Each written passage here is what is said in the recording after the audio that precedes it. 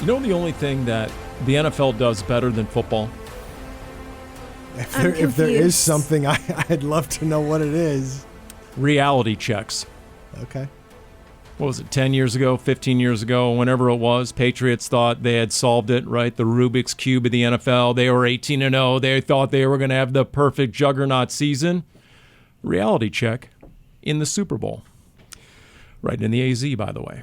Reality check everywhere you look by week 3 in the NFL. May I give an example that if you're the Cincinnati Bengals, not only are you 0-3, not only did the Washington offense come out there and show to be a lot more than just a, quote, nice college offense. We'll get to that in a little bit, and their offensive coordinator. But for the second straight week, the Cincinnati defense gave up a touchdown pass to a lineman. So that's an 0-3 reality check that goes way beyond Joe Burrow's hair, put it that way. I thought for a minute there you were going to talk about how we stink at picks, but... That's a reality check. Not me. Wise guy. Still you. Wise guy. Under 500 is under 500, Dani. Wow. I don't think we're under 500, technically. Well, you were for the week. See, once again, Cardinals Underground, brought to you by Pacific Office Automation, might be a football podcast on the surface, but for those involved, it becomes one big reality check for some more than others. Yours truly, when it gets around to Wise Guy Trivia. That has been, most definitely. That's going to be around halftime. Is that is that what the game plan calls for? I can't wait. Okay. In fact, you know what? I'm going to title the Cardinals game plan for Washington this week, Operation Reality Check. When Washington hasn't even punted the ball or committed a turnover in 2 straight games. The only team to do that since like 1940 or some insanity like that. I just want to say thank you because when you just hand me the title for the podcast for afterwards, when I have to come up with a description and title, I say thank you, Paul. I got that out of the way, so now we have your complete focus, the rest of Cardinals Total focus. Okay, all right. Where are we again? There you go. See, that's you got to coach that up. You know, it's we look at the film later and we point the clicker right at Darren, Dani, and you got to get better. This is one of those moments where your winning behavior is lacking. You call the remote the clicker? It's the cowboy clicker in honor of Kliff Kingsbury. That's what he used to call it, the cowboy clicker. How about that? Yeah, I don't like using clicker for a remote. Okay, that feels better. All right, so let's go around the horn here. Lions over the Cardinals in week 3, 20-13. Some of us might have popped off before the game about how the Cardinals were going to come out and shut down Detroit like a UAW strike. That didn't work out so well. And I missed that analogy last week. The Motown Mowdown was actually in the trenches. It was just the Honolulu black and blue that provided a lot of it in rushing for a $188 and holding James Conner to just 17 yards rushing. And as Drew Petzing said, when you're one-dimensional on offense, yes, that is its own reality check. By the way, Dani, before you get started, I'm going to let you go. I just want to say that might have been the most Paul Calvisi line of all time, that little sequence he just said. I mean, there were more little Paul Calvisi-isms, but go right ahead, Dani. Please go ahead. I don't know how to follow that. By the way, is he wearing a Honolulu blue shirt? We'll get to that a little bit later as well. Go ahead, Dani. The Cardinals' offense is built around running the ball. You're looking at James Conner, a bulldozing running back, and he was not able to do that. Whether that is on the offensive line not being able to block and create the gaps or on Conner not being able to find them and get there quick enough, that part of the offense was removed from the game. When that's removed from the game, everything else is affected. You become one-dimensional, so the Lions knew they could really just guard Marvin Harrison Jr. as the top receiver, and then they could handle everything else, which is exactly what they did. It eliminates the play-action pass the way that it is meant to be successful and how it has been successful for the Cardinals. Your quarterback, even as skilled as Kyler Murray is with his legs, should never be your top rusher. And Murray was with 45 of the team's 77 rushing yards. That's going to be hard for this Cardinals team to win if that's the way that the offense is producing, or in this case, lack of production when it came to the line of scrimmage. I will say, though, considering they started with their third right tackle of the season already 3 weeks in with Jackson Barton because Kelvin Beachum was ruled out with a hamstring that popped up on Thursday of last week, I thought that the offensive line did a nice job in negating the powers of edge Aiden Hutchinson coming off the other side of the line of scrimmage. At what cost, though? That's my question. By the way, I guess Jackson Barton gave up 2 pressures and 27 pass pro snaps. That was according to the Next Gen stats that Craig Grillo always finds the good information before I do. So that was the stat on that one. But again, at what cost? For example, how much of the Cardinals' passing game was hampered by having fewer targets out on routes, keeping guys in, tight ends in particular? We said pregame, there's going to be more chips in this game than your mother's Toll House cookies, right? I mean, boom, they're just special. You got to give those guys, Darren shaking I notice you're not writing that one down. And so you had these tight ends, you got to keep them in. Well, guess what? Now they're not out in routes. How much did that affect Kyler's productivity in the pass game? If you have fewer targets, easier for the Lions to devote extra resources to Marvin Harrison Jr., who, by the way, had a little extra attention on the interception to start the second half. I think that's absolutely valid. That makes sense because we know already that this offense likes to use multiple tight end sets. So, yeah, you're having to give more attention to block for Aiden Hutchinson, and that is going to eliminate one of your receivers. And when your top receiver in Harrison is getting double teamed, you could have used the extra body there. That's just not, the game plan did not allow that. Honestly, if I want to play Cardinals underground Monday morning quarterback, I wonder if there was room for Kyler to run it even more. He was their leading rusher, 5 for 45, right? When you're playing man as often as the Lions were, and coming into the game, the rep was they would play it 80 to 90% of the time. Now, they went with more zone, apparently, talking to some folks than they would typically because of Kyler running quarterback. But that's been the nemesis, the bane of the defense's existence has been the running quarterback over the last couple of years. And as much as Kyler might not like to hear it, I almost wondered if he should have dialed up his number more in the run game when he saw corners in man cover. I think in the end, you're probably looking at, you're going to get that hindsight of a lot of stuff. In hindsight, should he have run more? Yes. Of course, he tried it on 4th and 1 and didn't make get it. there. Didn't get there. And not only didn't get there, but I thought he was going to easily get there when that play was developing. And he's running top speed. That whoever the DB was, that was impressive. Yes, it was. So, I think there's a lot of stuff. If we're going to go all hindsight, if he throws the jump ball to Marvin Harrison another 3 feet deeper, or earlier, I think there's a chance. Or if he just goes underneath to Michael Wilson and they pick up 20 yards, and they keep that drive alive. It's a 10-point game at that point? I think they lost by 7. You're going to find about a million things that hey, if you just did this differently, it's just like the Buffalo game. It was funny. I'm writing up a blog post. Drew Petzing met with us on Tuesday, and we asked him a little bit about the idea of not running the ball at all in the fourth quarter and 18 pass plays and no run plays. And I'm thinking to myself as I'm writing this, and I included it in the post, it's remember when he did run it, when the Bills were playing for the pass and they ran it on the last drive in Buffalo, and everybody had a conniption about it? It was 3rd and 10. Now, again, I understand a little bit different of a situation. I'm sure I'm going to have a million people going, that's totally different, Darren. That's, that wasn't, there were 12 minutes left in the Lions game, blah, blah, blah, blah. But, I understand it with the way the Cardinals were getting absolutely. You can try and run it, and you're going to make the Lions think about it. And then when it's 2nd and 9 and you're struggling because you gave up a down because you could only get 1 yard rushing, I don't understand the point of that. I'd rather have 2nd and 10 and try a pass. But anyways, they tried that run in Buffalo, didn't work, whatever, and people were upset about that. It's easy to sit back and go, yeah, that wasn't. If the Cardinals, again, if the Cardinals stop that last pass to Amon-Ra St. Brown and get a punt and Kyler has a chance to tie the game at home, I don't know. And Jonathan Gannon didn't exactly name names or cite that exact play, but he named that situation and said that was a basic day one coverage. They didn't quite execute correctly. There was a player out of position by a couple of yards, which was more than enough room to make that completion and the first down. It was funny when he's like, I won't tell you the play, and then he's going through it, and then he basically gave enough details where well, that could be the only play you're talking about. Because he said it in the context of we didn't get the ball back. We didn't get the ball back. So it kind of identifies the very end of the game. So, but there's no doubt the Lions came out, 6 offensive linemen, 2 tight ends, and they said, you want to go? Let's go. We're physical. You're physical. Let's find out in this heavyweight battle how this is going to go. They use 5 defensive linemen a lot of times against James Conner when they were on defense. Yeah, and I've said this a couple of times. They're 2 years ahead in hitting the reset button. They have 2 more draft classes. They're a talented team.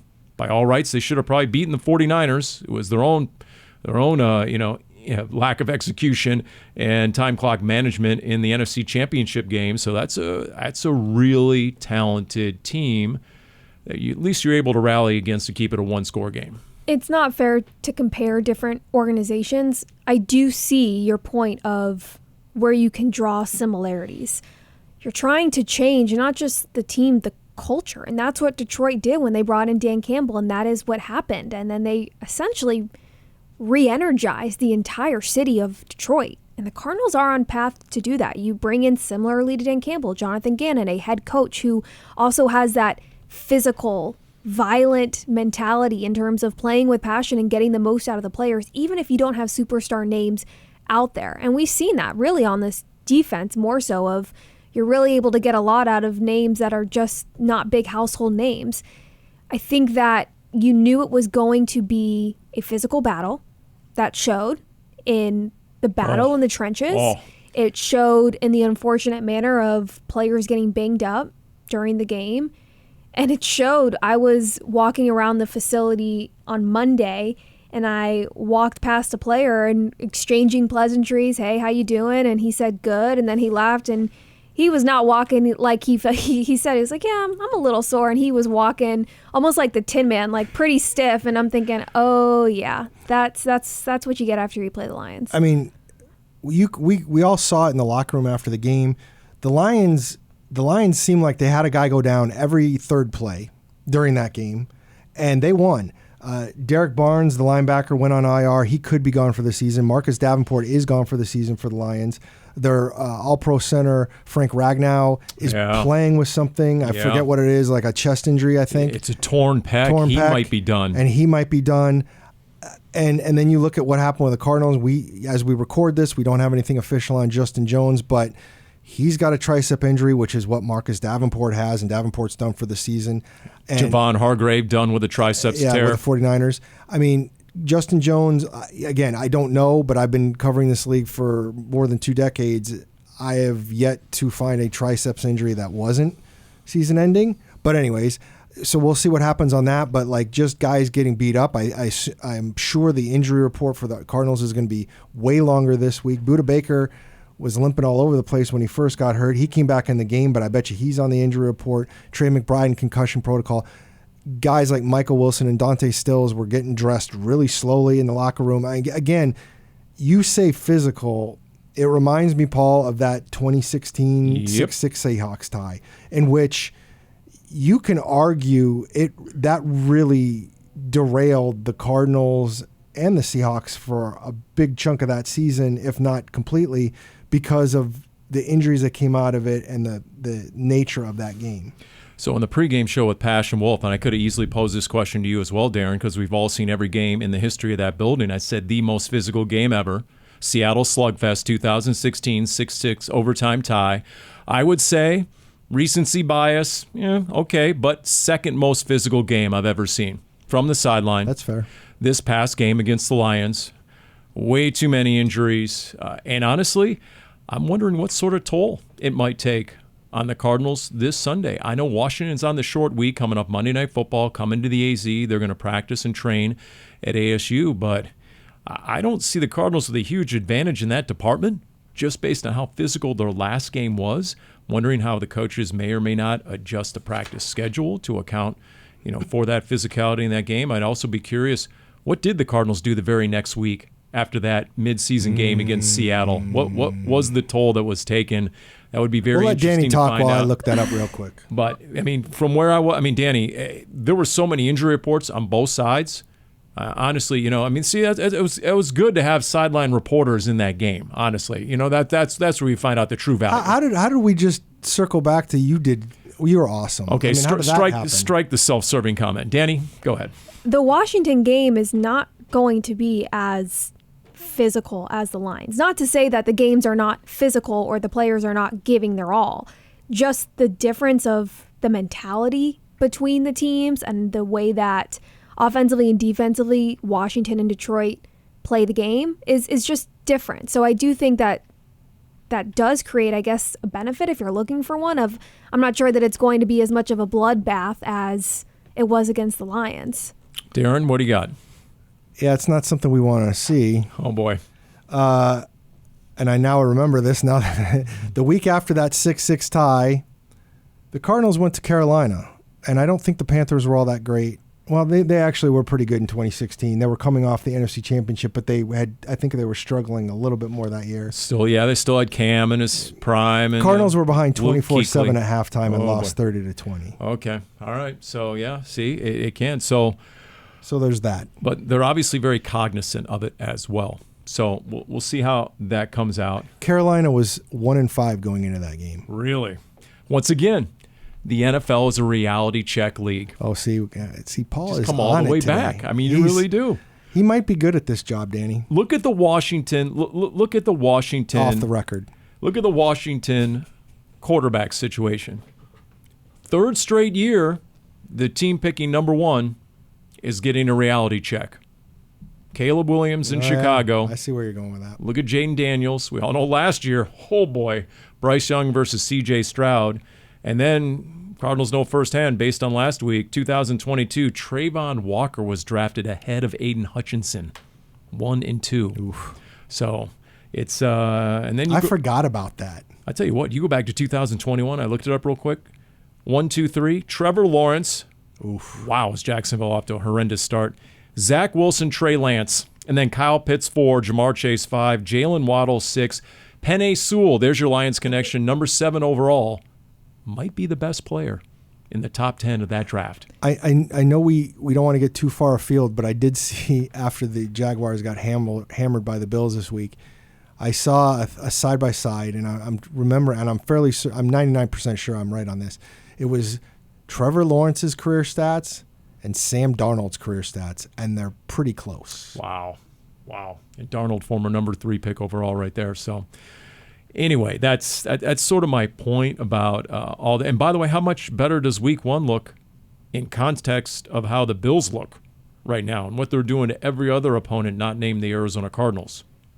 So, look, I'm going to throw this out there, and you guys agree or disagree, and I know you will. You want to go back in the cold tub time machine. I'm being reminded right now a little bit of the first half of Carson Palmer's first year, when the passing game just wasn't quite in sync. And I bring that up, and I know Drew Stanton. And I'm going back, to week 2, and you were 5 for 5 next-gen stats in the deep passing attack. But against the Lions, after that game, Kyler was 1 of 7 on passes of 20 or more air yards, including the pick. And it just seems to me that there are so many correctable issues right now in the passing game that it is a matter of time for them to remedy that. And then I think you'll get a true gauge, a true revelation as to what the offense is all about. The connection with Murray and Harrison is going to take time. There is the itch of he was your first round rookie draft pick who's been told he's not a rookie. The connection should be there. They were working out in the offseason. Absolutely. He is still a rookie. It's still going to take time to make those adjustments. And 2 of the 3 games, he's been double teamed a good portion by the defense. With reps, those throws that might seem a little riskier are going to come together. In due time, it will be like having Larry Fitzgerald or DeAndre Hopkins out there where even if Harrison doesn't look open, he's going to get open. And you can tell that from the 2 of them with the connection from what we saw even from week 2 in LA, and you got a glimpse of that. That's going to take time. That's not what necessarily concerns me when you're talking about the passing game not clicking enough. I'm looking at the other receivers. Michael Wilson. He did have 8 receptions and 64 yards, which is the same as Harrison finished in terms of yardage this past season. I want to see more of him. I want to see more of tight end Trey McBride. That's a name that has not been as involved in the passing game as I would have liked to seen through 3 weeks. McBride was on such an ascension last year and still is. And that, I'm not sure if that is more being used in the blocking game, if that's just the way the plays are unfolding and it's not going to McBride, if he's getting more attention than maybe we're able to pay attention from in the press box. But those are two names that I would like to see more consistent big plays from. Yeah, but Trey McBride, right? We can't call him Trey McPlay when he has 3 for 25 on 6 targets. And I know going into the Rams game, we reported from the sideline that, the word was, we want to get 85 in space. When he did catch the ball at Buffalo, guys were on him right away. He didn't really have a chance for yards after catch, which he was so good at, obviously, last year. Because, A, he's a big dude. He's athletic. He'll either break arm tackles, get the stiff arm out there. He rarely goes down on first contact if he's able to turn and get upfield a little bit. Just doesn't seem like he's had a chance to really make the catch and get it in gear and then assess, okay, where am I going with it? Defenses so far, and I presume it's defenses, are doing a good job bottling them up. But if I'm Drew Petzing in the Cardinals offense, I'm guessing that's a priority going forward, unlocking 85. I would agree that you got to unlock them, and has been proven by Travis Kelce and George Kittle, et cetera, et cetera, et cetera. If you are a great tight end, the offenses will make it work.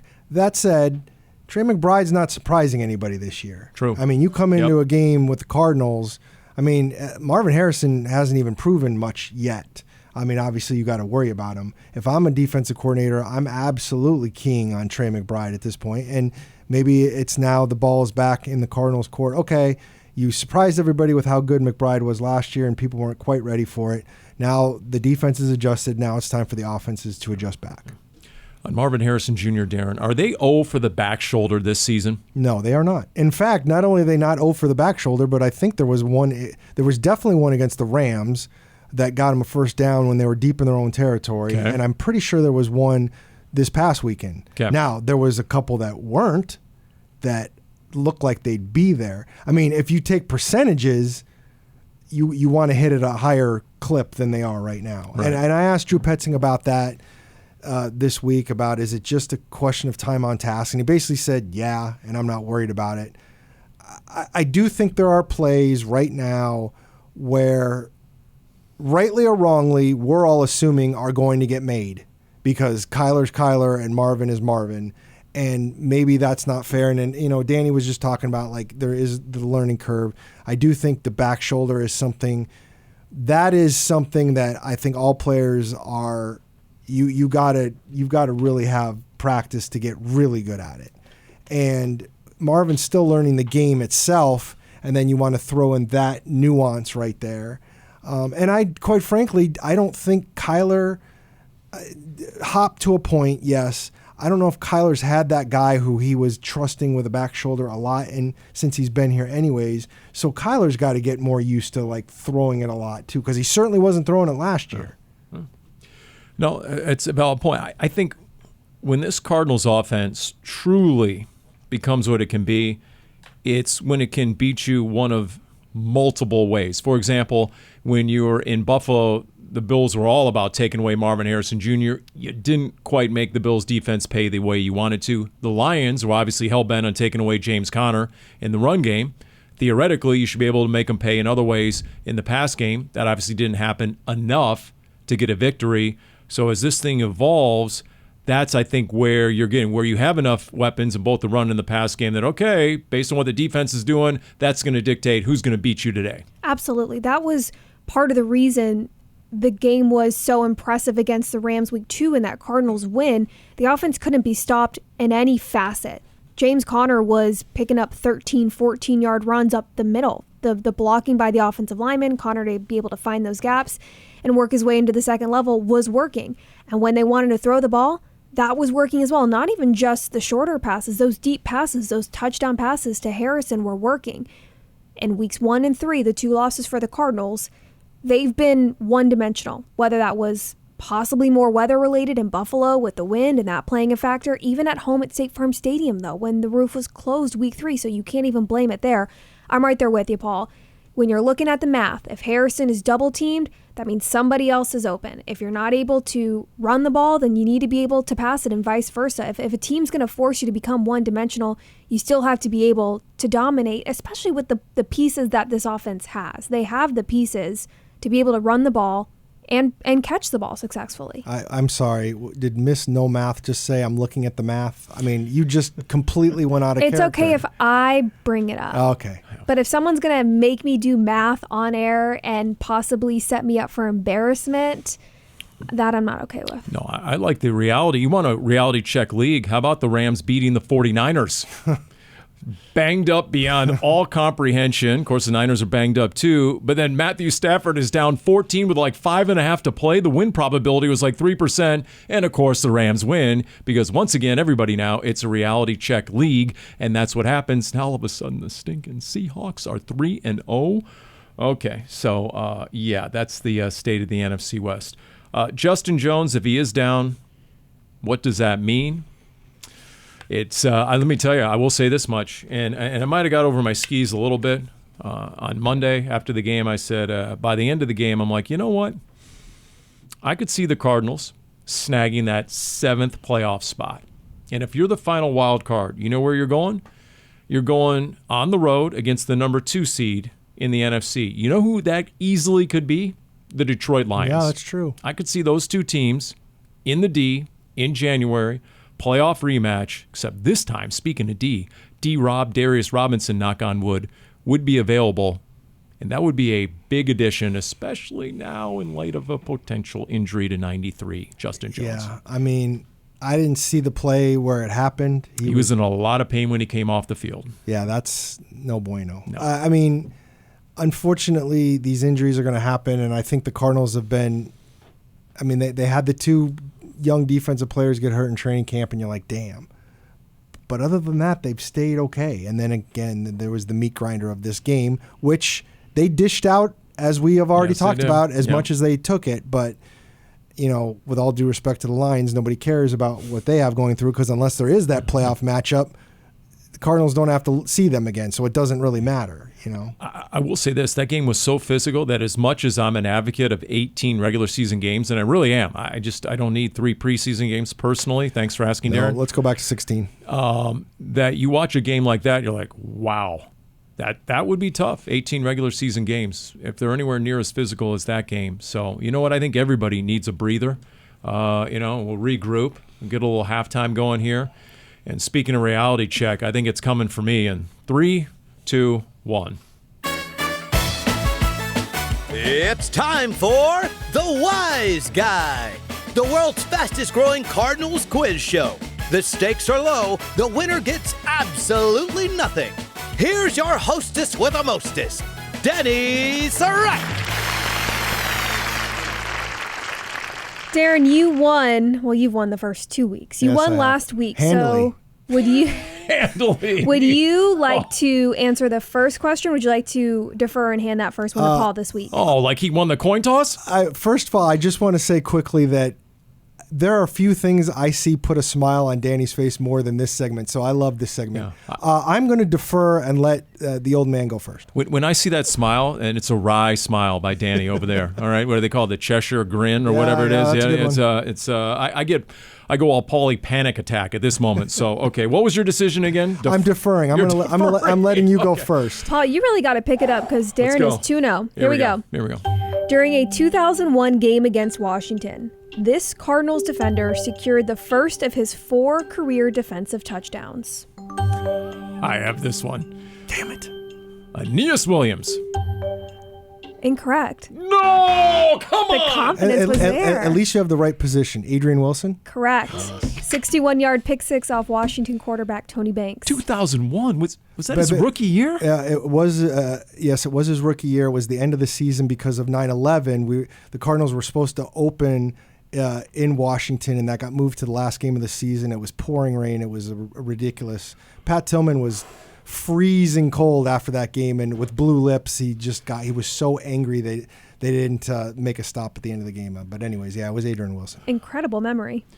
Okay, that's let me tell you. That was that's your all right. first football question in 2 weeks? And come on, Paul. Okay, what the Rams did to the 49ers, that comeback at the end, that's what I'm poised to do. Let's go, bring it.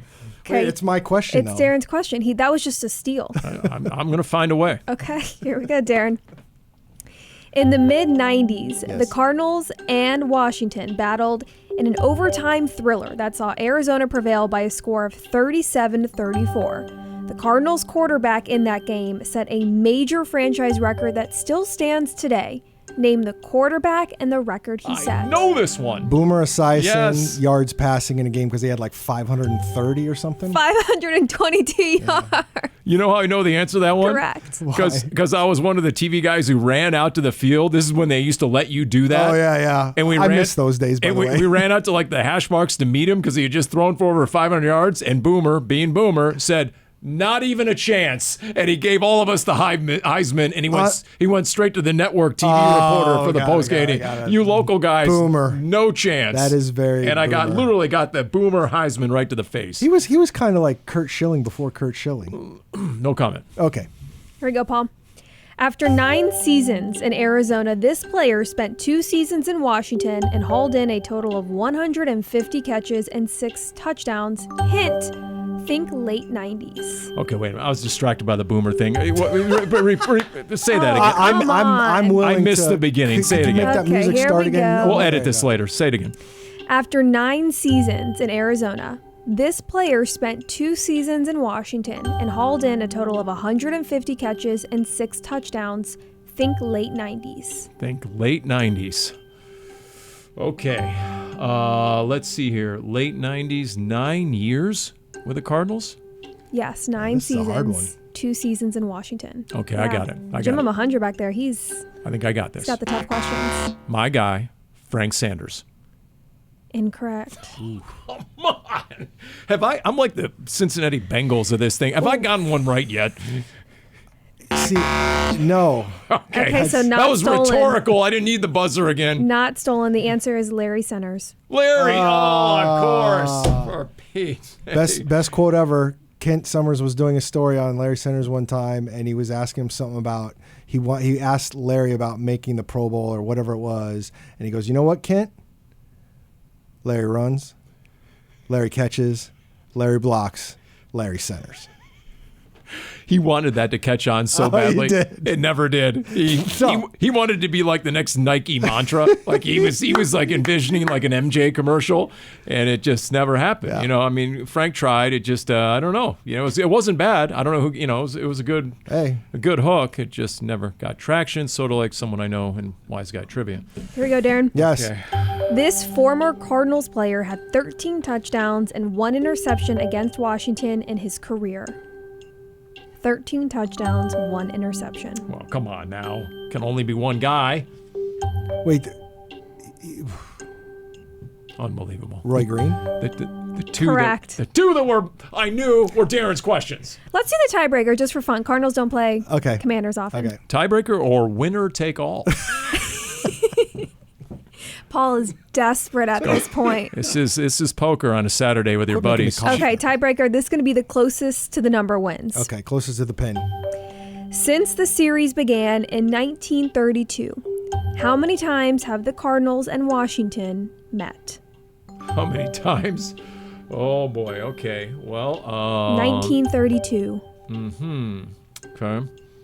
I'll give you guys about 5 more seconds and you can give your answers. I'm going to say 140. Oh, I'm going under that. Price is right. I'll go 129. 127. Very nice. Congratulations, Paul. How about that? Okay. I mean, we're still going to give Darren Thank the you. win on this, so he's 3-0 this season against you. It's literally a Pyrrhic victory since that one didn't even count on the scoreboard. So okay. Yeah, but you're going to hang this on the fridge at home. You know it. Right. Okay. All right. I love that segment. Yeah. Okay. So let's see here. The Commanders are staying the week in the AZ. Let's go ahead and is that because a lot of guys are hanging out at Kliff's place in PV? I mean, Big enough to host everyone. you know, I mean, If they could pick a week, let's be serious. If they could pick a week to stay in Arizona, would it be this horrifically stupid week where it's going to be close to 110 already again? I thought we were past this, Paul. yeah, I'd love to know what Dan Quinn thinks right now about spending this week out here. Now, ostensibly, they're going to be in the practice bubble for ASU. Yeah. You know, so and ASU is on a bye week, so I guess they won't have that awkward moment when Jaden Daniels comes back to ASU and has to look at all the football people, right, and have that reacquaintance there. But yeah, they're going to stay. And we were talking about with Rob Fredrickson in the Red Sea Report. I mean, look, the anecdotal evidence does not suggest you should change everyone's routine and stay on the road for an entire week. We know the return on investment has not been good from a first-hand basis over the years, Darren. There's just something about taking football players out of their normal routine, their normal homes and training facilities, that it can get real dicey as what to expect on game day. It was a little weird to me because they're coming from Cincinnati. It's not like they played the 49ers or the Broncos last week. They came. Cincinnati's not that far of a flight to D.C. That's why I wonder. I wonder if Kliff convinced them, stay out in Arizona for the entirety of the week. I don't know. I know he's not going to do it, but Dani and I were talking before. The Commanders would absolutely break the internet if they could get Kliff to redo the photo from the draft of 2020 or 2021, whenever that was, and have him looking at like Cardinal tape in that picture. In that living room with the fire on the backyard outside. Well, let me tell you, Washington Washington social media has already had itself quite a start to the week. Did you see after the win, they tweeted out, not bad for a college offense. They had the final score. Yep. And then there was, they also tweeted out the NFL.com graphic of all the alleged media experts picking games. 10 for 10, they all took the Bengals on Monday Night Football. So they tweeted out that little screenshot. If you include us, it would probably be 13 for 13. I'm assuming all three of us took the Bengals in that game. No comment again. What was interesting, though, was they also posted a clip on the sideline of Terry McLaurin telling Jaden Daniels, if I'm one-on-one, keep throwing me the ball. Period. It worked. What didn't work was Lou Anarumo and the Bengals defense not realizing that the bane of the Kliff Kingsbury offense is everybody now, the two high safeties, the shell coverage that the Cardinals saw the second half of his tenure as the head coach and play caller. Kyler even talked about that. Cardinals have seen their share of that, or Kyler's seen the share of that in his career because of that offense. Yet for some reason, they weren't given any help over the top against Terry McLaurin, who beat him twice on deep balls. Beautifully placed deep balls by Jaden Daniels, who set a rookie record, all-time record, with plus 90% completion percentage, 21 of 23. And he's running the ball. Taking some shots reminiscent of RG3. I don't know how sustainable that is.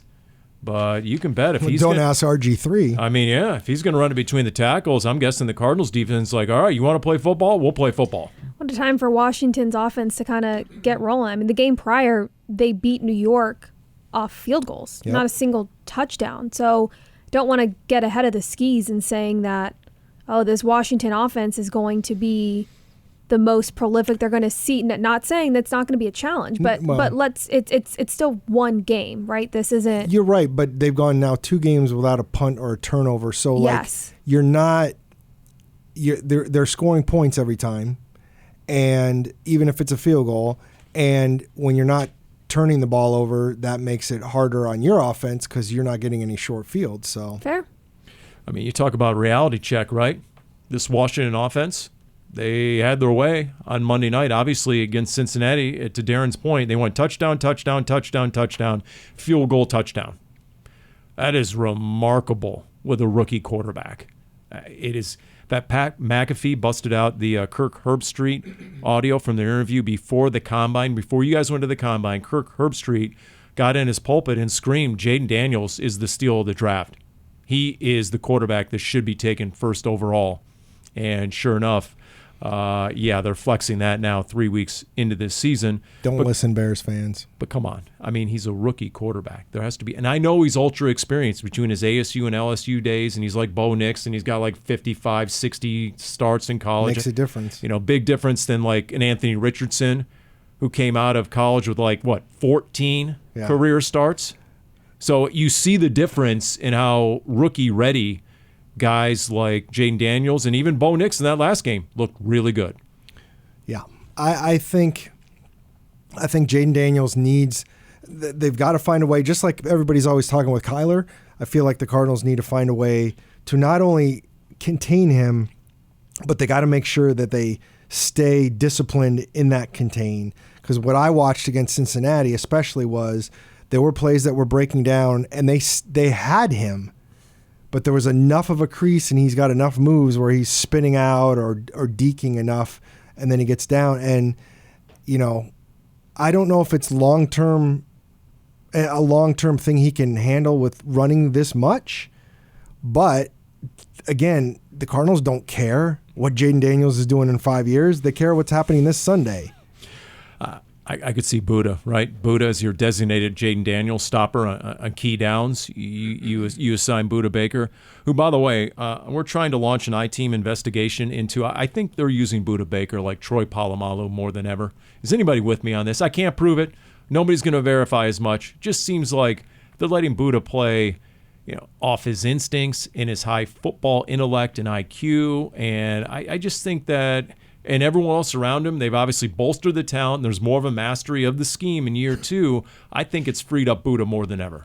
We are seeing Budda Baker fly around the field more than we did last year. That's a combination of the staff not just allowing him to do that, and going into the second year with the staff. So Baker has a better understanding of what the foundation is for this defense, knowing what the parameters are of what his role is, and then having that knowledge and allowing that to give him the freedom to tie in his natural abilities and his intelligence and how strong he is in those open field tackles. And you're seeing that blend of the natural ability and those instincts and those tendencies there mesh well with what the foundation is of this defense and what's being asked of him. Let's hope that it's his ankle or whatever he hurt in that game is not a thing that would slow him down, because he has been playing excellent football. Yes. But maybe I'm burying the lead. Is it really Budda as the Jaden Daniels stopper, as a pseudo spy, or is it the knowledge of Kliff Kingsbury's scheme by Budda and Jalen Thompson and Dennis Gardeck and Kyler Murray? Right? We half joked on the coaches show, didn't get any real response to it, but we tried as to whether Nick Rollis was going to take Kyler Murray in for a nice 2-hour coffee break and just sort of download anything and everything he can from Kyler Murray about that Kliff Kingsbury scheme. You got to, right? Well, I have no doubt that I don't know if it'll be over coffee or espresso or whatever, but espresso shots in the coach's office. That's a good one. But I don't know how much of it will end up translating, and we will see what happens, but I have no doubt that conversation is going to happen, because you'd be stupid not to. So when in doubt, I just wonder if the Cardinals are able to sniff out certain plays, or on the other hand, Kliff has had the entire offseason, and this game is early enough in the season. How much is he going to break out that he hasn't shown yet? Yes and no.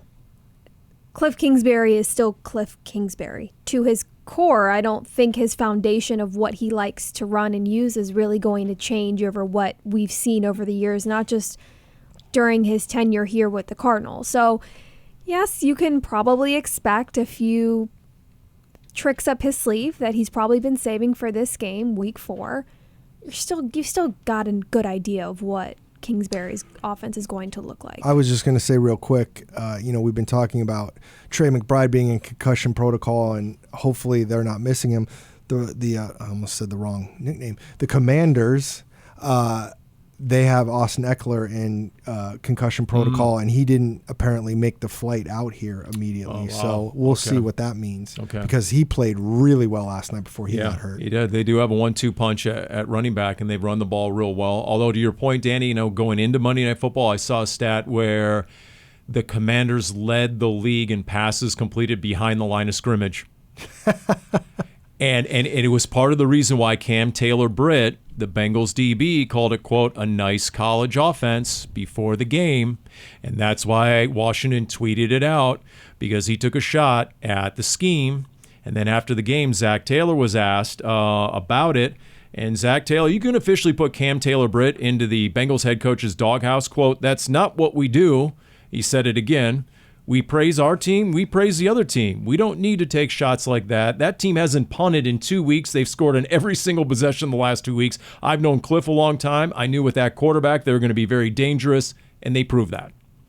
So there was a little extra motivation there for Washington playing for their offensive coordinator in that. But there's no doubt. as much as Kliff might have wanted that game and that 38-point total up there because of what was said, he's going to want this game exponentially more, is he not? Come on now, well, Kyler. He's never going to say anything. Unless you want to go to his media availability this week, Paul, and ask him. Over to Tempe. It's got to be somewhere in Tempe, right? I don't know. Does he meet the media every week? He does. Coordinators have to. They have to? Oh, I didn't even know that. That is a rule now? Okay. Yeah. All right. Interesting. All right. That's good. Okay. We'll just go over there en masse and wave to him. Well, I don't know how to run a camera. So, Matthew, you're up. You're up. You can go over. Matthew, he's lying. He's been in this business for forever. He absolutely could do that one-man band stuff. All right. What else do we need to cover around here as I look at the game I noticed plan? the picks. Oh. We Yeah, I'm sure you did. You sure we have time for this? I had such a great start, and I've already come back to the pack with a boy. vengeance. Remember, I was like 4 games behind, and I beat both of you this week, and now we are in a 3-way tie. 24 and 21. That's just vomit-inducing. Hey, I'm on the up and up. Wait, we're all tied at 24 and Yes. 21? It's right here, Paul. I see. Okay. Okay. All Dani's right. all hot that she tied us this week, except she was 7 and 8. We just And talk sucked about more. my comeback.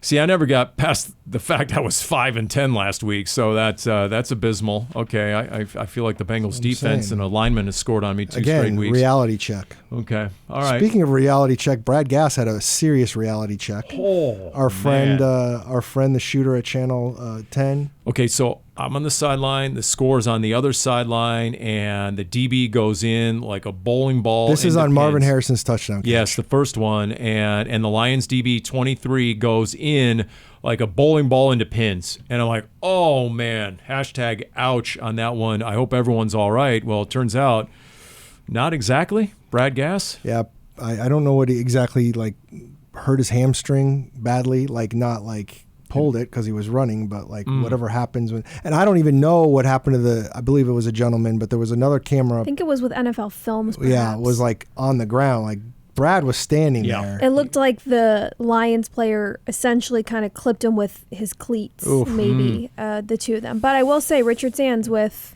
Channel 10 was with Brad and was posted a video on Twitter, and Brad was in good spirits and showed on the camera that Brad still got the shot, which is incredibly impressive. You've been on and the he finished the game. Yeah, He shot the rest. Yeah. I mean, even though his name is now Brad Gash I because see of what what you happened did to his there. face, but no, he rubbed some dirt on it. I think and we've boom. talked about this before, but have you been hit? Once, and it was last year. And Rondale Moore. thank goodness he had sports car braking because he did stop in time. And but I committed the cardinal sin to the sideline. I left myself with nowhere to go because I had the kicking net right behind me. So as soon as the play happened, and it was a quick wide receiver screen to the flat, and I knew it was coming our way, I started yelling at the docs. I'm like, get Doc Cool and Doc Nebelsack, and I'm like, you guys, come on now. We need some more better lateral movement. And then it was too late. Boom. Right into me. I remember seeing that from the press box, and I sit next to Craig Grelu, and I looked at him, and I said, I think Paul just got hit. And we looked back on the replay, and it was with Rondale Moore. If it was Will Hernandez, I'd still be in traction. I would have been smash caked against the kicking net. For Well, sure. we wouldn't have cared because we'd be talking about why they threw a quick screen to Will Hernandez. Just saying. Well, I've said this before. Deuce Latui, former guard, who's Yes. even heavier Yes. by about 50 pounds than Will Hernandez, 380-something. And Deuce used to say, I use guys like you, Calvisi, to break my fall when I come barreling into the sideline. So that was... Someday we'll have Wolf tell his story about trying to block refrigerator Perry. That's right. That's right. So, okay. What else? Any other particulars about Cardinals, Commanders on Sunday? Are you coming up with any fancy nickname, the Kliff and Kyler Bowl, anything like that? It's too early in the week, Paul. I You gotta sure be about honest. that? You Well, sure? I mean, why? Okay. Do you have something you would like to try out on I us? I'd throw that out there. What exactly we're going with around here. So, okay. I mean, I do think it's going to be fascinating to see Oh, yeah. because Kliff coaches from the sideline, so he'll be down there post game. Yes, indeed. Yep, we'll see. Jersey swap. That is a walk-off. So, Dani, why don't you take your mic and drop it? Because that's it for Cardinals Underground, brought to you by Pacific Office Automation.